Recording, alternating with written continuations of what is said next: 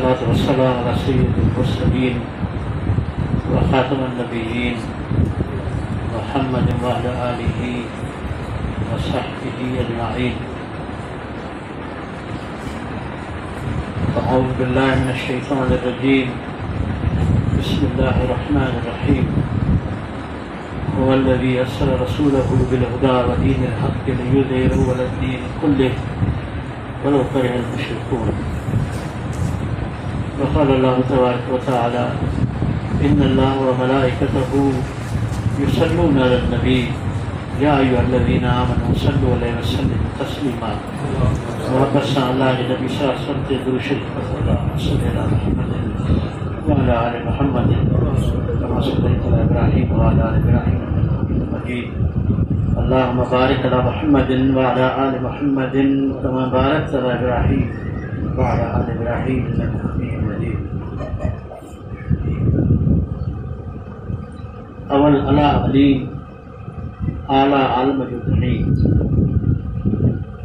قادر پنجے قدرت سی قائم آہ قدیم والی والد واحد وحدہ رازق رب رحیم والی واحد وحدہ رازق رب رحیم سو سارا سچو دھڑی کئی حمد حکیم کرے پان کریم جوڑ جوڑ جہان.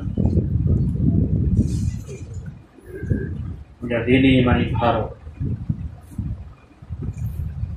جداؤں روزو انشاءاللہ تعالیٰ کھولندہ سے رحمت جو پیرو ڈاہ کو مجبورو تھی.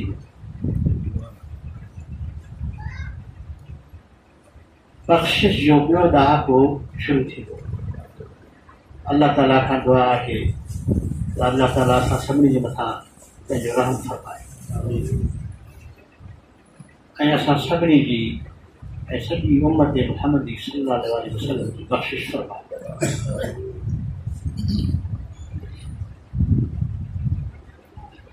अल्लाह जे रसूल सल्लल्लाहु अलैहि वसल्लम हिकिड़ी हदीस ॿुधाए ऐं पोइ मां पंहिंजे मौज़ूअ ते अचां थो. अल्लाह जे रसूल सल्लल्लाहु अलैहि वसल्लम फरमायो त अल्लाह तबारक व तआला हिन आख़िरी उम्मत जे लाइ 5 वॾियूं नेमतूं कयूं आहिनि जेके अॻी कंहिं उम्मत ते न कयूं. उन में पहिरीं नेमत इहा आहे त अल्लाह ताला फरमाए थो त जेको रोज़ाइत आहे रोज़ेदार आहे उन जे वात में जेका रोज़े जे करे हिकिड़ी ख़ासि क़िस्म जी पोइ थींदी आहे अल्लाह ताला फरमाए थो त उहा पोइ रोज़ाइत जे वात वारी मूंखे मुश्क खां बि वधीक पसंदि आहे. रोज़ात जे वात जी पोइ उहा अल्लाह सां फरमाए थो यानी अल्लाह तबारक ताला रोज़ात जो दर्जो ॿुधाए थो. उनजी वात जी पोइ बि अल्लाह ताला खे मुश्क खां वधीक पसंदि आहे. ॿी ॻाल्हि फरमायाऊं त रोज़ाइत जेसि ताईं रोज़े में आहे रोज़े जा तक़ाज़ा पूरा करे थो यानी कूड़ खां पासो करे थो गार गंद खां पासो करे थो झेड़े खां पासो करे थो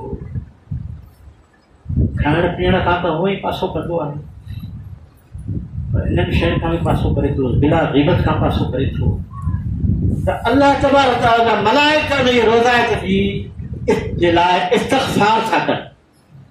अल्लाह जा मलाइका इस्तग़फ़ार था कनि अल्लाह को बख़्श जी दुआ था करनि. हे ॿी नेमत टी नेमत फरमायाऊं त टी नेमत हिन उम्मत जे लाइ अल्लाह सां इहा कई आहे त रमज़ान जे महीने में अल्लाह ताला शैतान खे ॿधे थो. शैतान खे ॿधो थो वञे. आम तरह असांजा दोस्त इहो चवंदा आहिनि साईं टीवियूं हलनि थियूं साईं बेआई हले थी तव्हां था चओ त अल्लाह ताला शैतान खे ॿधो आहे. یہ بدل ہو جائے تو کوئی یہ ٹی ویوں یہ شयूं कीअं हलंदा इन जो मक़सदु सम्झणो आहे इन जो मक़सदु इहो आहे त रमज़ान शरीफ़ जे अंदरि नेकीअ खे अलाह साईं एॾो वधाईंदो आहे उन में एॾो इज़ाफ़ो थी वेंदो आहे हर तरफ़ आज़ाननि जा आवाज़ ईंदा आहिनि सहरीअ में आवाज़ ईंदा आहिनि रोज़ा कयो थो रोज़ा कयो थो हाणे हेतिरो टाइम अथव हाफ़िज़ मंसूर साहिबु लाउड स्पीकर ते लॻो पियो आहे हर हाफ़िज़ लॻो पियो आहे हाणे हेतिरो टाइम अथव वारो कयो वारो रोज़ो वञे थो हिकिड़ी फिज़ा माशरे में ऐं माहौल में अहिड़ी ठही वेंदी आहे जो नेकीअ ते हलणु आसान थींदो आहे बुराईअ ते हलणु मुश्किल थींदो आहे इन जो मतिलबु आहे त शैतान खे फसायो वेंदो आहे पोइ ईअं न आहे त वाकई शैतान खे ज़ंजीर हणी पोइ बंदि कंदो आहे अलाह साईं पर नेकीअ खे एतिरो वधाईंदो आहे अहिड़ी फिज़ा ठाहींदो आहे अहिड़ो माहौल ठाहींदो आहे जो शैतानी रस्ते ते हलणु ॾुखियो थी पवंदो आहे ऐं रोज़ाइतो 16 कलाक पूरो बि कंदो आहे उहो बि अलाह जी रज़ा ख़ातिर अलाह जे मोहबत में बुख उञ ऐं बर्दाश्त कंदो आहे हर हलाल शइ खां पासो कंदो आहे चौथी नेमत अल्लाह जे रसूल सल्लल्लाहु अलैहि वसल्लम ने फरमाई त अल्लाह तबारक व तआला जा मलाइक अल्लाह जे हुक्म सां रोज़ानो जन्नत खे सींगारींदा आहिनि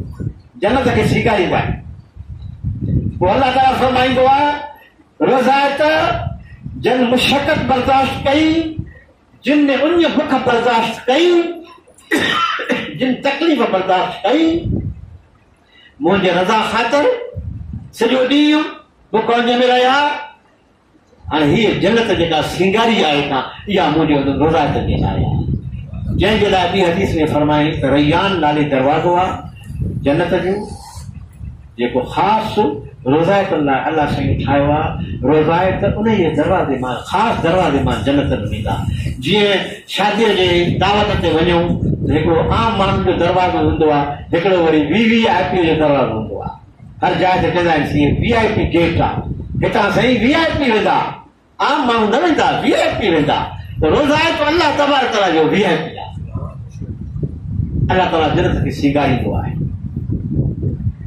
पंजी नेमत अल्लाह जे रसूल सल्लल्लाहु अलैहि वसल्लम हिन हदीस शरीफ़ में ये मफ़हूम मां जे ख़िदमत में रखां थो इहा बयानु फरमाई त जॾहिं राति थींदी आहे पोइ अल्लाह तबारक व तआला रोज़ात खे पंहिंजे रोज़े जो एवज़ो ॾींदो आहे राति जो ॾींदो आहे हिकिड़े साहबी अर्ज़ु कयो त या रसूल सल्लल्लाहु अलैहि वसल्लम उहा राति लैलतुल क़द्र वारी जेका आख़िरी ॾहाके में 5 रातिनि मां का हिकु राति आहे उन लाइ तो अलाह साईं फरमाए त मां उन राति में रोज़ात खे अजुर ॾींदो आहियां अलाह जे रसूल साहब फरमायो त न अलाह ताला फरमाए थो मां हर राति जो रोज़ात खे अजुर ॾींदो आहियां रोज़े जो अजुर राति जो मिली वेंदो आहे इहे 5 वॾियूं नेमतूं आहिनि जेके ख़ासि उम्मत मुहम्मदी सल्लल्लाहु अलैहि वसल्लम जे रोज़ातुनि जे बारे में अल्लाह तबारक ताला असांखे रोज़ो रखण जी तौफ़ीक़ नसीब करे असांजो माशरो शहरनि में ॿाहिराड़नि में ॾिसूं था त वॾा उज़र ऐं बहाना माण्हू कनि था मूंखे पंहिंजे पुटु ॿुधायो त बाबा तव्हांखे अचरज वठंदो कीअं पुटु बाबा जो साम्हूं न आहे दुकानदार फलाणो पंहिंजो वेठो आहे सिगरेट बि पीअंदो आहे सॼो ॾींहुं चांहि बि पीअंदो आहे पोइ कंहिं चयोसि अलाह बाबा न रोज़ो रहियो थी चई मां वटि अटो आहे घर में मां वटि अटो आहे घर में अटो खुटो आहे छा मुंहिंजो आहे घर में मूंखे मुस्लमान कल में को आहे शायद अल्लाह तबारक ताला सभिनी खे हिदायत नसीब करे नबी करीम सल्लल्लाहु अलैहि वसल्लम अॼु जेको मौज़ू आहे इन जो हिन किसे सां तालुक़ आहे इन करे पहिरियों उहो तव्हांजी ख़िदमत में रखां بخاری شریف میں یہ حدیث آئی ہے. یہ مفہوم یہ ہے کہ نبی کریم صلی اللہ علیہ وسلم طائف گیا. طائف میں پاण کریم صلی اللہ علیہ وسلم سدايو ويو آپ معلوم ہے عالمن کا تمام دعا ہے ان واقعے کے منظر دوران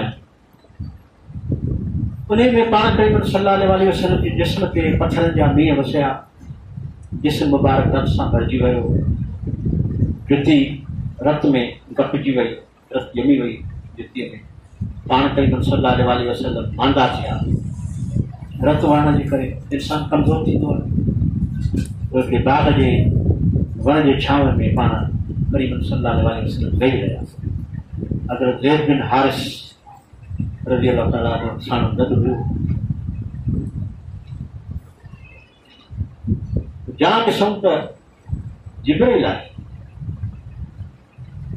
جبرائيل آهي. نبی کریم صلی اللہ علیہ وسلم کي جبرائيل عرض ڪيو ته یا رسول اللہ تव्हां सां जेको कुझु थियो आहे उहो अलाह ॾिठो आहे. हिननि सरदारनि जेको कुझु तव्हां सां ॿुधो ॻाल्हायो आहे त सरदार हर दौर में दीन जी राह में रुकावट रहिया आहिनि. अॼु बि जेको असांजे मुल्क जे अंदरि जेका रुकावट आहिनि इहे असेंबलीअ वारा आहिनि, इहे सरहदीअ वारा आहिनि, ये इक़्तिदार वारा आहिनि, ये ताक़तुनि वारा आहिनि. उहे रुकावट आहिनि, ये हर दौर में रुकावट रहिया आहिनि. जिब्राइल अमीन पाण करीम सल्लल्लाहु अलैहि वसल्लम जी ख़िदमत में पेश थी अर्ज़ कयो अल्लाह तबारक व तआला सॼी गुफ़्तगू ॿुधी आहे ऐं सभु ॾिठो आहे. हाणे मूंसां गॾु हे जबलनि जो फ़रिश्तो आहे.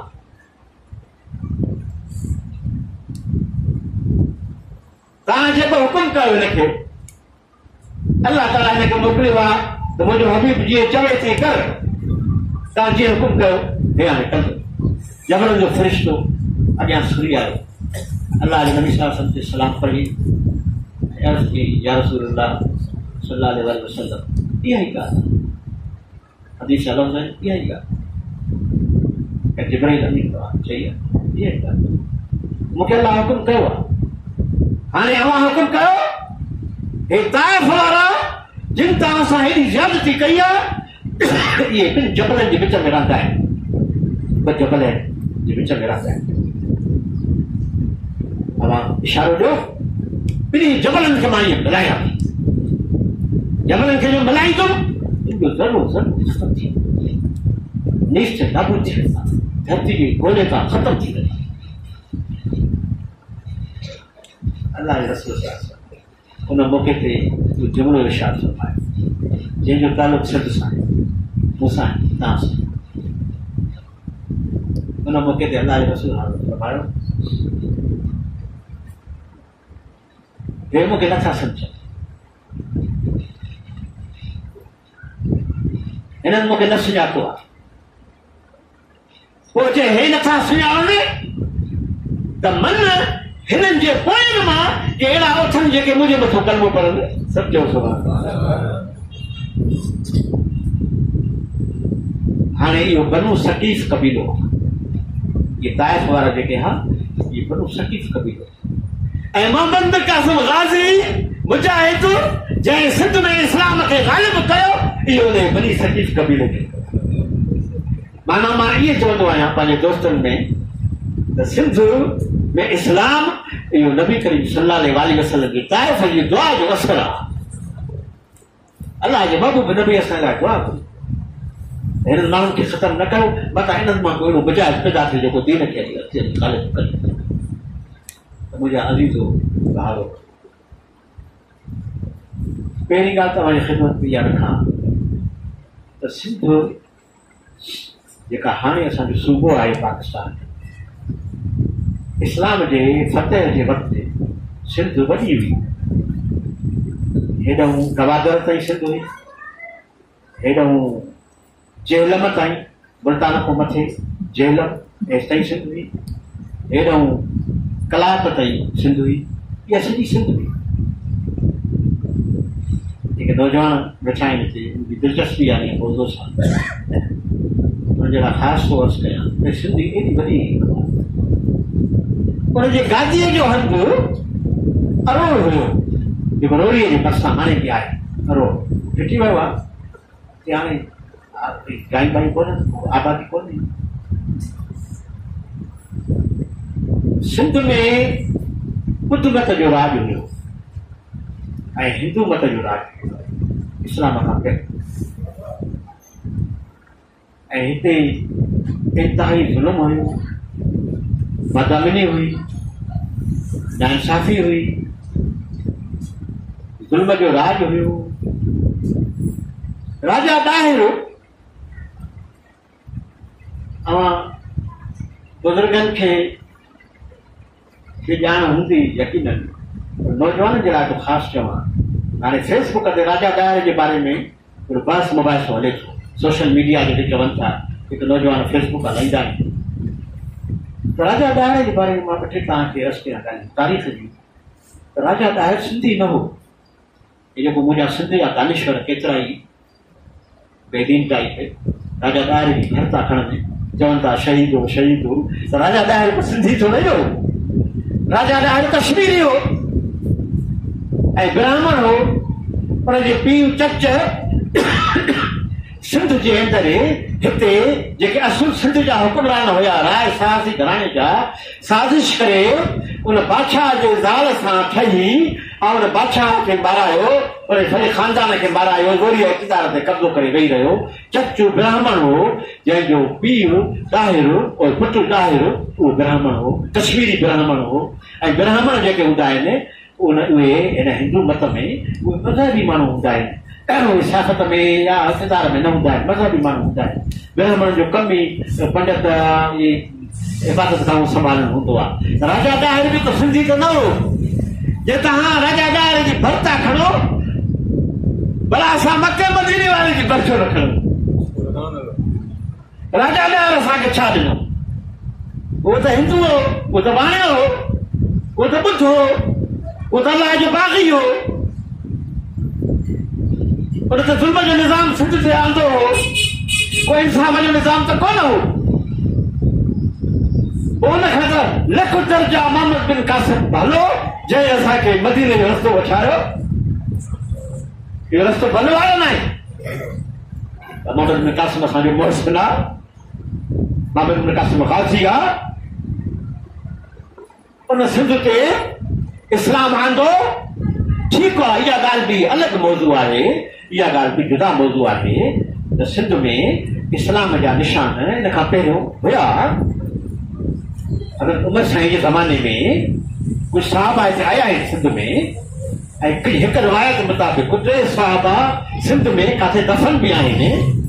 सखर वारी रिवायत ग़लति आहे जेका महबूब ॻोठ वारी आहे अबसा जेको साहब आहे उहो शाम में दफ़न आहे त अलबत्ता सिंध में इस्लाम जा उञाण निशान मुबल्लिगीन जे ज़रिए आयल हुया पर सिंध में इस्लाम जो ग़लबो इहो मोहम्मद बिन कासिम ऐं इन जा पंज वॾा सबब बणिया तारीख़ी एतबार खां मां तव्हांखे ॿुधायां थो। पहिरियों सबब इहो बणियो त हज़रत उमर साईं जे ज़माने में ईरान सां जंग लॻी इस्लामी हुकूमत जी उन में सिंध जा जत हितां विया हुआ ईरान जी हुकूमत जी मदद में। मुस्लमाननि चयो तव्हांजो कहिड़ो कमु आहे असांजो ईरान सां मुक़ाबिलो आहे ईरान हिकिड़ी सुपर पावर हो उन जे दौर में उन जे बादशाह नबी करीम सल्लल्लाहु अलैहि वसल्लम जे ख़त खे पढ़ी करे फाड़ियो जंहिं ते अल्लाह जे रसूल सल्लल्लाहु अलैहि वसल्लम ईअं फरमायो हो त जंहिं मुंहिंजे ख़त खे फाड़ियो आहे जल्द उहो पाण टुकर टुकर थी ऐं जल्द ईरान जी हुकूमत टुकर टुकर थी वई त ईरान सां त इस्लामी हुकूमत जो मुक़ाबिलो हो। सिंधियुनि जो कहिड़ो कमु हो जो हितां जत विया वञी उते वञी विढ़िया पोइ उन्हनि खे उन जंग जो नालो आहे जंग ज़ातिल सलासिल सलासिल चइबो आहे ज़ंजीर खे।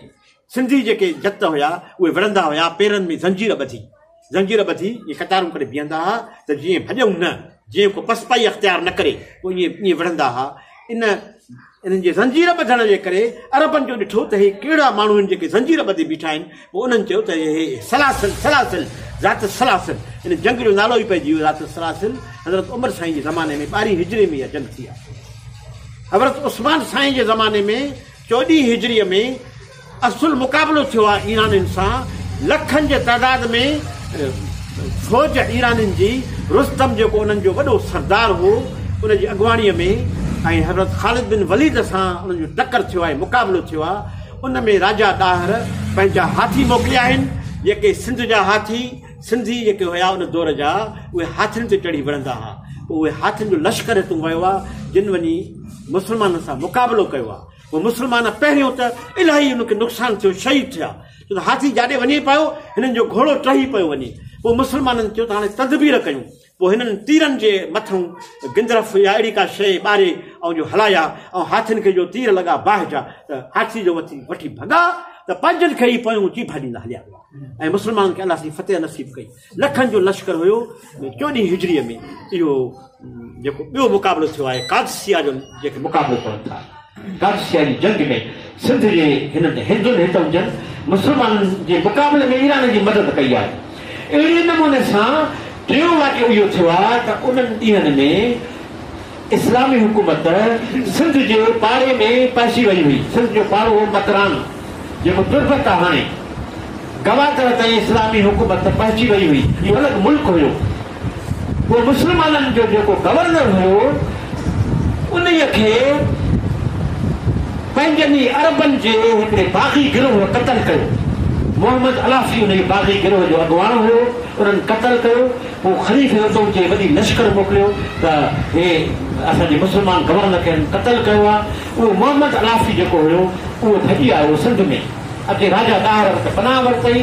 राजा ॾाहिर हुनखे राहायो, हुनखे पंहिंजे वज़ीरनि में शामिल कयईं, हुनखे पंहिंजे मुक़रबनि में शामिल कयईं। ऐं इस्लामी हुकूमत जे सिपह सालार राजा ॾाहिर खे ख़त लिखिया त तव्हां कहिड़े हिसाब सां असांजे दुश्मन खे पाण वटि पनाह था ॾियो। सिंध सां असांजो कुझु जुड़ियो त कोन्हे। तव्हां ईरान जे मुक़ाबले में असांजी मुखालफ़त कई, ईरान सां गॾु बीठो, हिकु जंग में बीठो, ॿीअ में बीठो। हाणे वरी तव्हां टियों असां सां हे कयो आहे जो तव्हां असांजे हिकिड़े गवर्नर खे जंहिं शहीद कयो आहे, उन बाग़ीअ खे पाण वटि पनाह ॾिनी आहे। इन करे इस्लामी हुकूमत ऐं सिंध जे हिननि जे विच में कशमकश हलंदड़ हुई। ऐं ख़लीफ़ो जेको वक़्त जो हुयो हुन वक़्तु वलीद बिन अब्दुल मलिक, उहो इजाज़त न पियो ॾे हज्जाज बिन यूसुफ खे त सिंध ते हमिलो कयो, छो त सिंध ॾुराओ हुयो। ऐं ॿिया कहिड़ा सबब हुया जेके तारीख़ में सम्झ में नथा अचनि त छो न पियो हुनखे इजाज़त ॾे।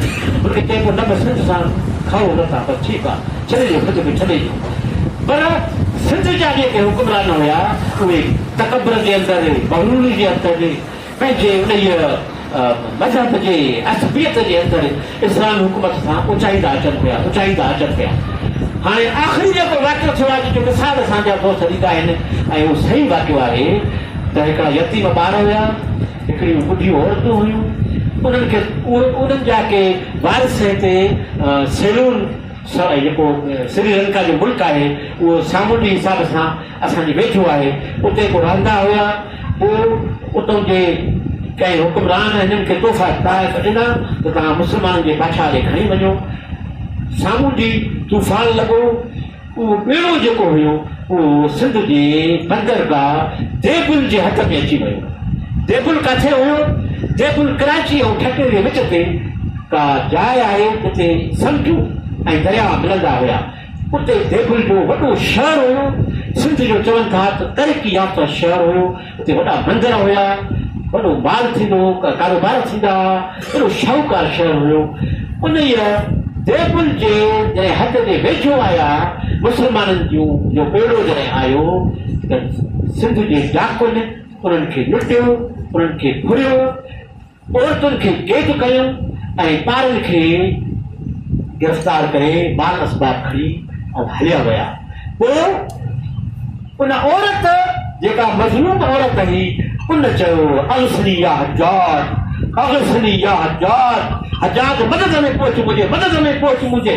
पोइ उतो को ॿ जेके माण्हू खे बचा आहिनि उहे भॼी वञी उन्हनि वञी मुस्लमाननि जे उन वालीअ खे वञी हजाज बिन यूसुफ खे हवाल ॾिनो त हीअ असां सां सिंध में थियो आहे कहर असांजूं नियाणियूं जेके आहिनि उन्हनि कैद कयूं आहिनि खणी विया आहिनि माल असबाब असांजो लुटियो फुरियो अथऊं ऐं अहिड़े नमूने सां असां सां ज़ुल्म कयो अथऊं।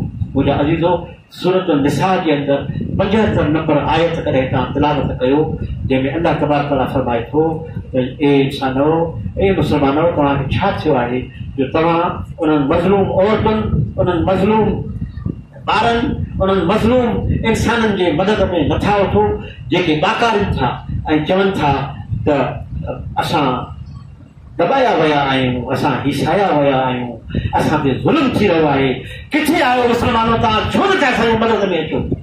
अल्लाह ताला फरमाए थो तव्हांखे छा थियो आहे जो तव्हां मज़लूमनि जे मदद में नथा वठो। त अगसी या हजाज जॾहिं सदा हजाज बिन यूसुफ जे कननि ते पई त हजाज बिन यूसुफ चयो त हाणे हद थी वई ख़लीफ़े खे चई त हाणे सिंध सां मुआदो अटकाइणो आहे हे सिंधी। पोइ ख़लीफ़े हिनखे चयो त तव्हां पहिरियों राजा दाहिर ॾे ख़त लिखो राजा दाहिर ॾे हजाज बिन यूसुफ ख़त लिखियो ऐं हुन में लिखियई त तुंहिंजे इलाइक़े में तुंहिंजे मुल्क में असांजे मज़लूम नियाणियुनि सां ज़ुल्म थियो खणी विया आहिनि उनजे माल असबाब खे लुटियो अथऊं यतीम ॿारनि खे अगवा करे खणी विया आहिनि फौरन इन्हनि खे बाज़ियाब करे असां ताईं पहुचाए ऐं जेको नुक़सानु थियो आहे तुंहिंजो तावान भरे ॾे। हजाज बिन यूसुफ जो ख़त जॾहिं राजा दाहिर वटि पहुतो राजा दाहिर मूं अव्हांखे अर्ज़ु कयो त उहो तकबर में भरियलु हो उनखे छाजो मां हिनखे तावान ॾींदुमि छाजो मां हिनखे इहे कैदी वठी ॾींदुमि चइनि वञी त असांजे मुंहिंजे हथ में न आहिनि कैदी धारियल मुंहिंजे चए में न आहिनि धारियल तुंहिंजे कीअं चए में न आहिनि। इस्लामी हुकूमत उन वक़्तु दुनिया जी सुपर पावर आहे जंहिं सॼी दुनिया जी फतह कयो आहे उहा तोखे ख़त थो लिखे हुनजो वाली त भई तव्हां ज़ुल्म उन्हनि सां कयो आहे त तूं उन्हनि जो जवाबु कंहिं सुहिणे नमूने सां ॾे तकबर में उनखे जवाबु ॾिने जेकी करे वठे जंहिं असां सिंधीअ में चवंदा आहियूं हल जेका कहिड़ी ठीकु आहे। इन ते मुस्लमान मजबूर थिया पोइ हुननि तयारी कई मोहम्मद बिन कासिम गाज़ी मुजाहिद माण्हू चवंदा आहिनि 15 वरे 23 वरे हुनजी उमिरि आहे ऐं सोच हो हजाज जो ऐं नियाणो बि हो इंतिहाई बहादुर इंतिहाई ज़हीर ऐं क़ाबिल सिपाही सालार हो उन सां 16,000 जो लश्कर ॾेई ऐं मोकिलियो वियो जंहिंमें भारी बेड़ा बि हुया जंहिंमें पथर जूं मंझंदूं बि हुयूं जीअं तोपा थींदी उन दौरान मंझंदी हूंदी हुई जेके पथर हणंदा सभ खां पहिरियों देबल ते हमलो कयो आहे त ॾस इहो हो त देबल में उहे औरतूं आहिनि इहो ॾस हुयो जेके पोइ हितां निकिरी करे ऐं ॿियनि इलाइक़नि में हुननि कढी छॾी मुस्लमाननि देबल ते हमलो कयो ऐं चंद ॾींहंनि जे जिहाद खां पोइ देबल फतह थी वियो। मोहम्मद बिन कासिम जो किरदारु इहो आहे तव्हां अंदाज़ो कयो केतिरा ई मुंहिंजा नौजवान अॼु फेसबुक ते लिखनि था त मोहम्मद बिन कासिम ज़ालिम हो माइनि सां हीअं कई फलाण कई सभु ग़लति कनि थो। मोहम्मद बिन कासिम एॾो अला अख़लाक जो माण्हू हो जॾहिं देबल फतह थियो आहे त उतां जो जेको वॾो पंडित हुयो उन्हनि जे मंदर जो उन खे चई त तोखे पंहिंजे पंडिती ते मां बहाल थो कयां अञा जेको माल असबाब तोखे खपे मां तोखे ॾियण तयारु आहियां।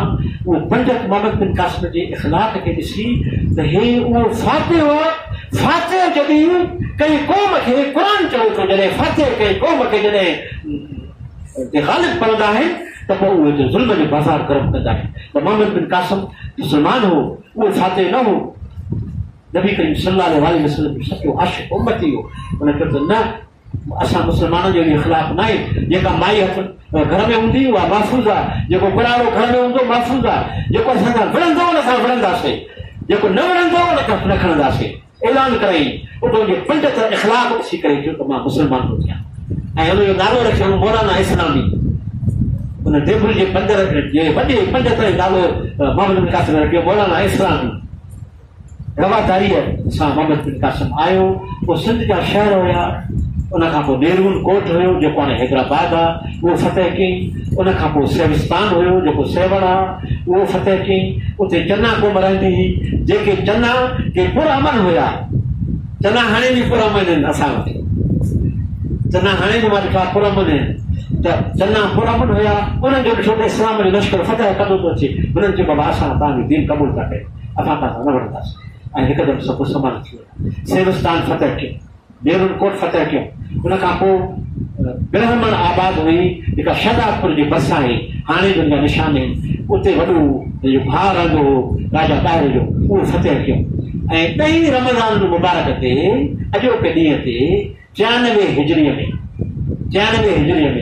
10 रमज़ान मुबारक ते मोहम्मद बिन कासिम गाज़ी अरोड़ जे मैदान ते राजा ताहिर सां आख़िरी हुनजो मुक़ाबिलो थियो आहे, जंहिंमें राजा ताहिर खे अल्लाह सां जहनम नसीब कयो आहे ऐं सिंध ते इस्लाम जो ग़लबो मुकमिल थी वियो आहे। पोइ वरी अॻिते हली मुल्तान वियो आहे ऐं मुल्तान खे फतह कयो अथई। ऐं पोइ इहे सभु इलाइक़ा ऐं हुन मज़हबी रवादारी जो सबूत औरतूं थियनि न खई। इहे के दानिश्वर ग़लति ॻाल्हियूं फैलाइनि था त राजा ताहिर जी भेण हुई, हुनजी फलाणी साईं की, बिल्कुलु ग़लति ॻाल्हियूं आहिनि। यानी हुननि जो पंहिंजो इख़्लाक़ इहो हुयो, राजा ताहिर जो पंहिंजो इख़्लाक़ इहो हुयो त राजा ताहिर खे नजूमीअ चयो। इहे तारीख़ जो मुस्तरद वाक़ियो अथव जेको असांजे सिंधी आलमनि बि लिखियो आहे सिंध जे तारीख़ में। जन्नत सिंध किताब आहे रहीमदाद मौलाई शदाईअ जो, जेको सिखर जो हो, मरहूम अल्लाह बख़्शे हुन किताब लिखियो आहे जन्नत सिंध। हुन में इहा ॻाल्हि लिखी अथई त मोहम्मद बिन हिनखे राजा ताहिर खे नजूमिन खे चयो त बाबा या हुकूमत जेका थी, मां अॻिते ॾिसां थो त हुकूमत जेका थी या तोखां वञे ई थी। चई कीअं थी मूंखां वञे? जी मां ॾिसां थो त सिंध जो ईंदड़ जेको बादशाह थींदो उहो थींदो जंहिंसां तुंहिंजी इहा फलाणी जेका भेण आहे भाई लाडी अहिड़ो को नालो हुअसि, उहा जंहिंसां शादी कंदी उहो सिंध जो हुकुमरान थींदो। राजा ताहिर परेशान थी वियो, इक़्तिदार जो बुखियो हो। मोहम्मद बिन कासिम ते इल्ज़ाम था हणनि, राजा ताहिर इक़्तिदार जो बुखियो हो। उनजे दिमाग़ में इहा ॻाल्हि वेठी त हाणे मां छा कयां? हाणे ही नजूमी चवनि था त हीअ तुंहिंजी भेण जंहिंसां शादी कंदी उन खे सिंध जी हुकूमत रहंदी उन वटि, पोइ मुंहिंजी त हुकूमत ख़तमु थी वेंदी। पोइ पंहिंजे वज़ीर सां मशवरो कयो अथई। वज़ीर चयो साईं करे गुज़रो जी मां कीअं कयां, मां ब्राह्मण मां कीअं कयां पंहिंजी भेण सां शादियूं, अहिड़ो पाप जो कमु कीअं कयां? पोइ वज़ीर हुनखे वाट ॿुधाई, चई हाणे हिकिड़ा 2 ॾींहं सबुरु कयो। पोइ वज़ीर वियो, हिकिड़ो घटो हथ कयई, उन घटे जे मथां मिटी ॿिटी विझी थोरो गाहु वग़ैरह करे पाणी छिड़काए ऐं 2 ॾींहं खां पोइ थोरो सला निकिरी आया। पोइ घटो जेका छॾियईं बाज़ारि में, जाॾे घटो वञे पियो माण्हू चवनि हल घटे जे मथां गाहु, घटे जे मथां गाहु, घटे जे मथां गाहु। ॿाहिरि त हिन ॻाल्हि पहुती, ॿाहिरि खे ख़बर पई अथव ही कहिड़ी, ही घटे जे मथां गाहु। चई हा माण्हू ॻाल्हि कनि था। वरी ॿिए ॾींहुं उहो घटो गुम करे छॾियईं। हफ़्ते खां पोइ राजा ताहिर खे चई ॾे ख़बर उहो घटे जे मथां गाहु हुयो। हा हूंदो, तोखे यादि आहे? मूंखे त यादि कोन्हे। जे पोइ तूं बि शादी कर न, माण्हू खे यादि थोरी ॻाल्हि थी आहे ॻाल्हि, माण्हू सते ॾींहं ॻाल्हि विसारे छॾींदा। पोइ राजा ताहिर पंहिंजी इक़्तिदार खे बचाइण जे लाइ पंहिंजी भेण खे शादी कई। पंहिंजो इख़्लाक़ इहो। ऐं मुस्लमाननि अलाह जे फज़ल करम सां सिंध जे अंदरि अमन आंदो, सिंध जे अंदरि ख़ुशहाली आंदी, सिंध जे अंदरि रोज़गार आंदो, सिंध खे सरसब्ज़ कयो। सिंध दीन इस्लाम जी एॾी वॾी ख़िदमत कई मोहम्मद बिन कासिम जे फतह खां पोइ। सिंध जे आलिमनि मके मदीने में वञी करे हदीस जा सबक़ ॾिना, क़ुरान जा तर्जुमा कया। मौलाना ग़ुलाम मुस्तफ़ा कासिमी वॾो आलिम थी गुज़रियो आहे सिंध जो, हुन इहा ॻाल्हि पंहिंजी किताब में लिखी आहे त सभ खां पहिरियों दुनिया जे अंदरि क़ुरान मजीद जो कंहिं बि गैर अरबी ॿोलीअ में तर्जुमो जेको थियो आहे उहो सिंधी ॿोलीअ में थियो आहे। सचो सुभाणे असांजी सिंधीअ खे एज़ाज़ अथव 270 हिजरीअ में। इराक जो आलिम हिकिड़ो घुरायो हुयो, उहो सिंध में रहियो, उनखे सिंधी सेखारियो। पोइ हुनखे चयूं त हाणे क़ुरान पाक जो तर्जुमो असांखे करे। उहो तर्जुमो अॼु दुनिया में किथे दस्तियाब न आहे, हुनजो ज़िक्र अचे थो। सभ खां पहिरियों तर्जुमो क़ुरान मजीद जो मौलाना ग़ुलाम मुस्तफ़ा कासिमी जी बि हलाया, उस्ताद सैयद मोहम्मद सलीम साहब प्रोफेसर जमात जो हुयो, वॾो मुआरिफ़ हुयो, उनजी बि हलाया। त सिंधी ॿोलीअ खे अलाह साईं इहो एज़ाज़ ॾिनो त सिंधी ॿोलीअ में सभ खां पहिरियों क़ुरान मजीद जो तर्जुमो थियो आहे। असांजी सकाफ़त ॾिसो तव्हां, हे छा आहे, हे छा आहे? तव्हां करे गौर कयो हिन ॻाल्हि ते। हे सिंधी असांजी शान आहे, ثقافت ॾींहुं त मल्हायो था न, पर इहो नथो सोचो त हिन महिराब सां मोहबत केतिरी आहे तव्हांखे। इहो महिराब आहे, इहो मस्जिद जो महिराब आहे। तव्हां कॾहिं वञो सिबी अहिड़े मुख़्तलिफ़ इलाइक़नि में हिंदू रहंदा अथव, तव्हां ॾिसंदव हिंदू कॾहिं बि हीरी टोपी न पाईंदो अथव, हिंदू गोल टोपी पाईंदो अथव, गोल जेके महिराब न हूंदो आहे, गोल गोल सिंधी टोपी पाईंदो आहे अक्सर करे। त सिंधी ॿोलीअ ते सिंध जे अंदरि दीन जे तबलीग जो कमु, सिंध जे अंदरि दीन जी इशाअत जो कमु इस्लाम जे अचण खां पोइ एॾो फैलिजी वियो जो असांजे हदीसुनि जा शाइर सिंधी आलिम थी गुज़रिया आहिनि। मखदूम मोहम्मद हाशिम ठटवी रहमतुल्लाह अलैह सिंध जो आलिम थी गुज़रियो आहे, मोहम्मद हयात सिंध जो आलिम थी गुज़रियो आहे।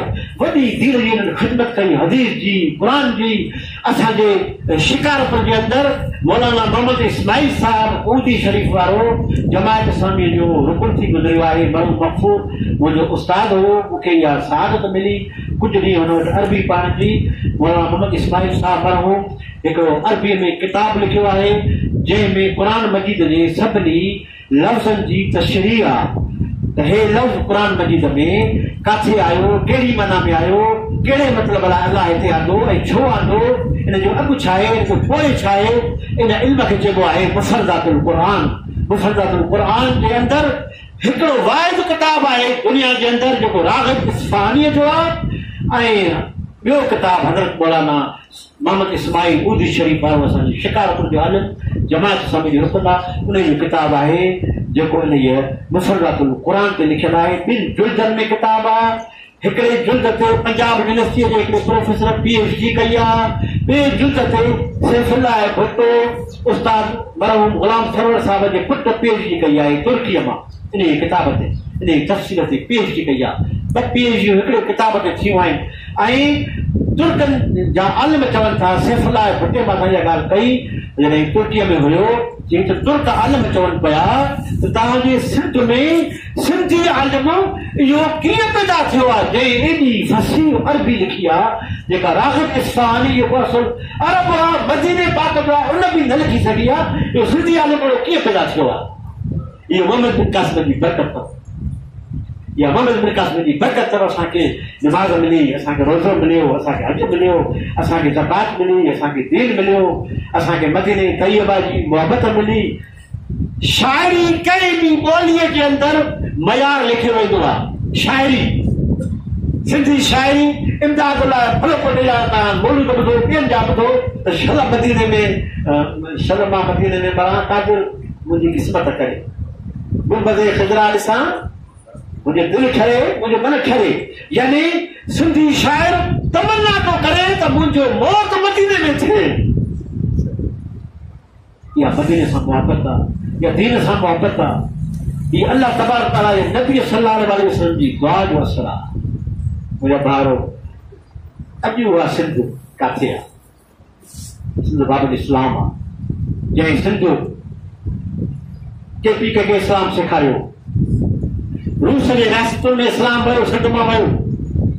उज़्बेकिस्तान में, ताजिकिस्तान में, तुर्कमानिस्तान में, रूस जे इलाइक़नि में इस्लाम सिंध मां वियो। सिंध मां आलमनि इस्लाम ते फैलायो। अॼु उहा सिंध ज़ुल्म सां फैला। ऐं मां जॾहिं सिंध जी ॻाल्हि थो कयां, सॼो पाकिस्तान जी ॻाल्हि थो कयां, छो त मां तव्हांखे ॿुधायो त जेको कदीम सिंध आहे, जेको मोहम्मद बिन क़ासिम फतह कयो, उहो सॼो हाणे पाकिस्तान तक़रीबन शामिल आहे हुन में, सवाइ चंद KPK जे कुझु शहरनि खे छॾे, पेशावर वग़ैरह खे छॾे। बाक़ी सॼो इहो सिंध इहो ई पाकिस्तान आहे। अॼु पाकिस्तान में ख़ुशहाली न आहे, अॼु पाकिस्तान में अमन न आहे, अॼु पाकिस्तान में मोहम्मद बिन क़ासिम वारो आंदल निज़ाम न आहे। जेको दीन हिते आयो, मदीने वारो, मके वारो, अॼु उहो न आहे। उनजी हुकुमरानी न आहे। अॼु तागूत जी हुकुमरानी आहे, अॼु ज़ुल्म जो राज आहे। अॼु शल न कंहिं ग़रीब खे अल्लाह साईं सभिनी खे पनाह में रखे। शल न कंहिं ग़रीब जो थाणे ते कमु कयो, शल न कंहिं ग़रीब जो कोर्ट में कमु कयो। इंसाफ़ बि पैसनि सां मिलंदुसि, ऐं जेॾी वॾी कोर्ट हूंदी ओॾा वॾा पैसा हूंदसि। इहा आहे न, मां ग़लति थो चवां। असांजे अदालतुनि में क़ुर न आहे, शरीयत न आहे। असांजे पार्लियामेंट में दीन इस्लाम शरीयत न आहे। حکمران بے دین آहिनि, دین کو پرے करे वेठा आहिनि असांखे.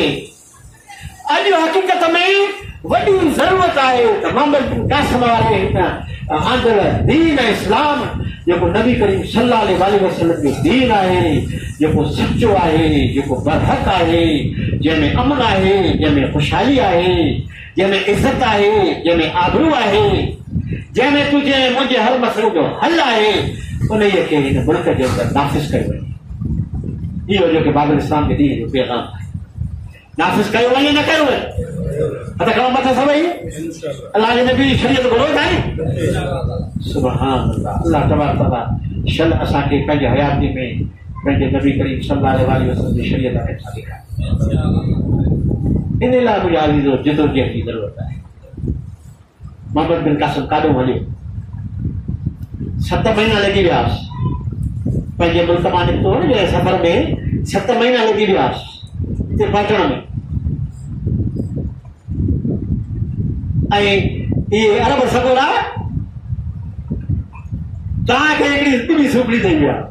रोज़ जो फरीदा हो त खारकर फरीदा हो नी, या काथो आई खारकर. इहे अरब सॻोड़ा आया नी छेड़ियो भुल गया. इहे खारकू खणी ईंदा, सफ़र सामान जेको खणंदा त खारकू खणंदा, ॿियो को अनबन थोरी खणंदा, खारकू खणंदा. खाईंदा पिया अचनि, हिकिड़ी दारा छॾींदा पिया अचनि.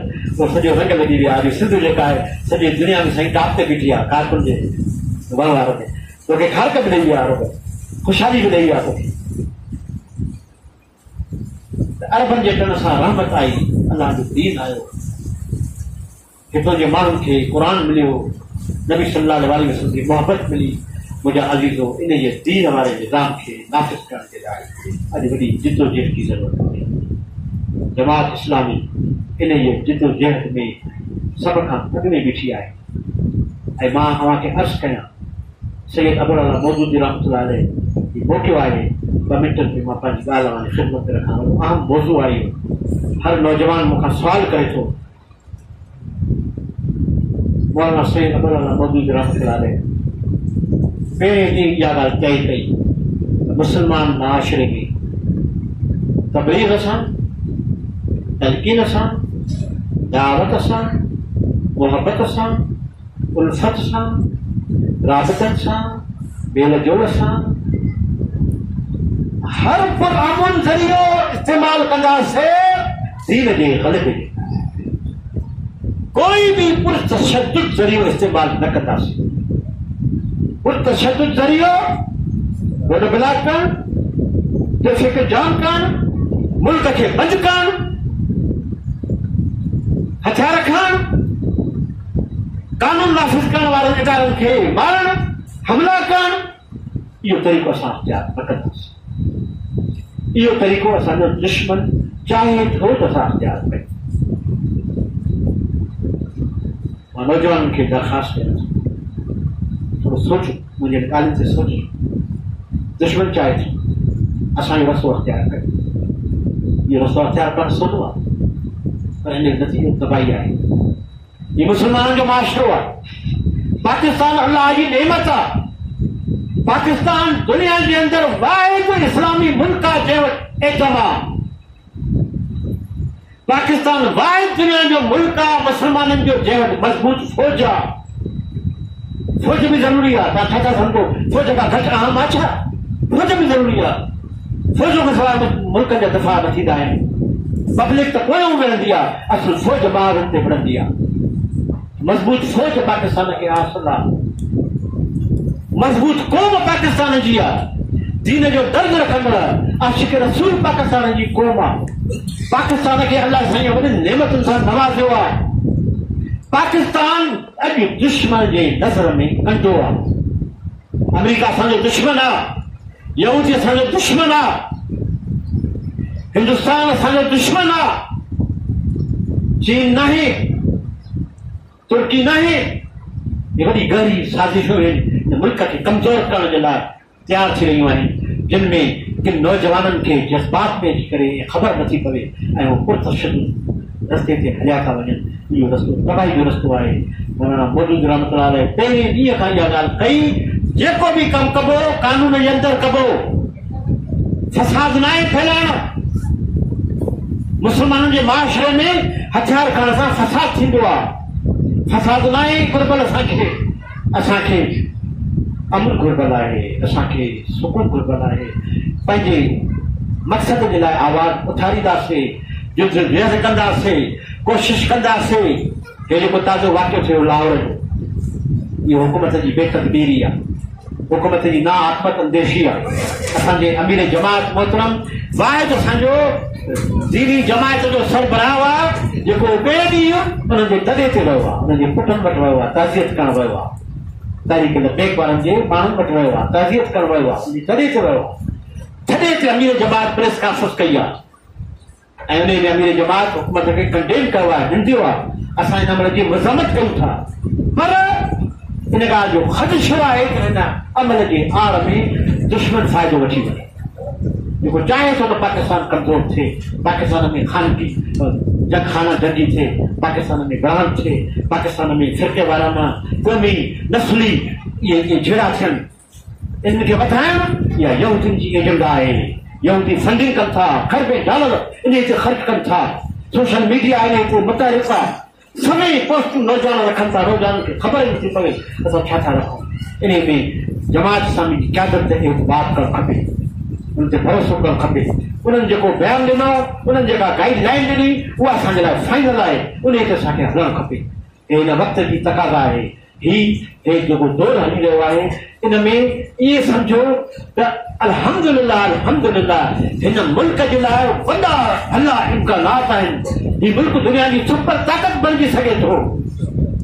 हिन मुल्क खे सीबेट जे नतीजे में अॼु नओं ब्लॉक दुनिया में ठही रहियो आहे, दुनिया में तब्दीलियूं अची रहियूं आहिनि।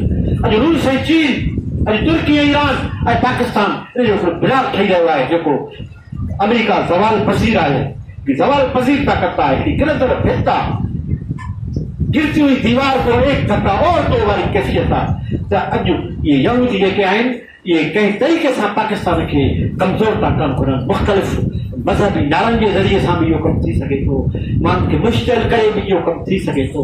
इन करे ज़रूरत इन ॻाल्हि जी आहे त असां पब्लिक में रहूं, राय आमा हमवार कयूं, जमात जी दावत खे आम कयूं ऐं कोशिशि कयूं त हिन सिंध बाबुल इस्लाम खे जंहिं मक़सद जे लाइ बाबुल इस्लाम बणियो, हिते अल्लाह जे नबी सल्लल्लाहु अलैहि वसल्लम जी शरीयत अचे, उनजो कानून अचे, उनजो निज़ाम अचे।